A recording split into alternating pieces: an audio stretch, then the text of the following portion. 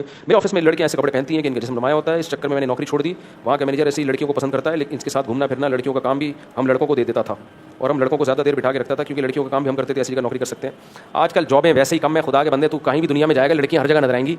तो या तो आप मस्जिदों में बंद होकर बैठ जाओ, या फिर यह है कि आप अपनी नज़र की हिफाजत करो, दिल की हिफाजत करो, और अपने आप को इस सोसाइटी का आदी बना दो.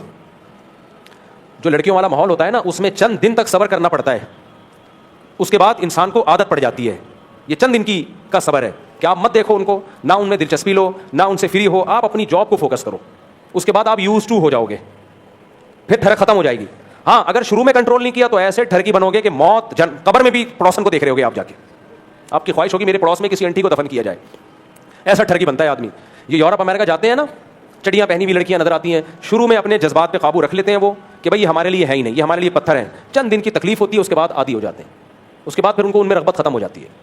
तो देसी आदमी जाता है ना अमेरिका यूरोप, ऐसे आंखें फाड़ फाड़ के देख रहा होता है, कभी यूं देख रहा है, कभी एयर होस्टेस को घूर घूर के देख रहा होता है, ऐसे यूं यूं कर करके देख रहा होता है कि जैसे पहली दफा इसने कोई चीज़ देखी है. जो आदी होते हैं उनके लिए एयर होस्टेस हो, काली हो, पीली हो, नीली हो या जमशेद हो, उनकी सेहत पे कोई फर्क बोलो नहीं पड़ता. तो ये ठरक खत्म करने का एक तरीका ये है कि या तो कट जाओ माहौल से, बिल्कुल खानकाह में आके बैठ जाओ, लेकिन कब तक बैठोगे? दुनिया में चलना फिरना नहीं है, सब कुछ करना है मर्दों ने भाई. इसलिए औरत पर्दे का हुक्म इस्लाम ने औरत को दिया है, मर्द को नहीं दिया. मर्द हर जगह जा सकता है, क्योंकि मर्दों को तो दुनिया में जाना है, काम करने. अब देखो मैं एक बात बताऊं, ग़ज़वा तबूक के मौके पे क्या हुआ. जंग थी, बहुत टफ लड़ाई थी.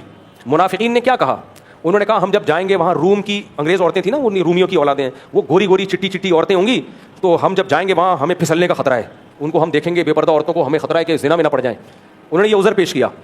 अल्लाह ने कुरान में क्या फरमाया, अला फिल फितनती सकतू, तुम जिहाद छोड़कर फितने में तो पड़ गए हो. यानी एक बहाना कर रहे हैं जिहाद से बचने का. तो भाई मर्द, उस जमाने में भी ये फितना हो सकता था, जब सहाबा कराम ताबीईन जंगों में जाते दूसरे मुल्कों में, वहां बहुत सी बेपर्दा औरतें भी होती थी, लेकिन उनको मना थोड़ी किया गया, क्योंकि एक्चुअली जब तुम मुल्क फतह करोगे इतनी सारी बेपर्दा औरतें होंगी, तुम्हें फिसलने का खतरा है, बदनजरी हो गई, तुम्हारा तकवा टूट जाएगा. तो ऐसा करो घर में बैठो और चिल्ले के लिए चले जाओ. अभी तबलीग में वो भी जाएं जरूर. उनको कहा गया भाई फितने से बचने की कोशिश करो, बाकी जो काम अल्लाह ने हमारे जिम्मे लगाए हैं वो काम करने पड़ेंगे. तो मर्द को हर जगह जाना पड़ेगा, और उसको आदत डालनी चाहिए इस माहौल की.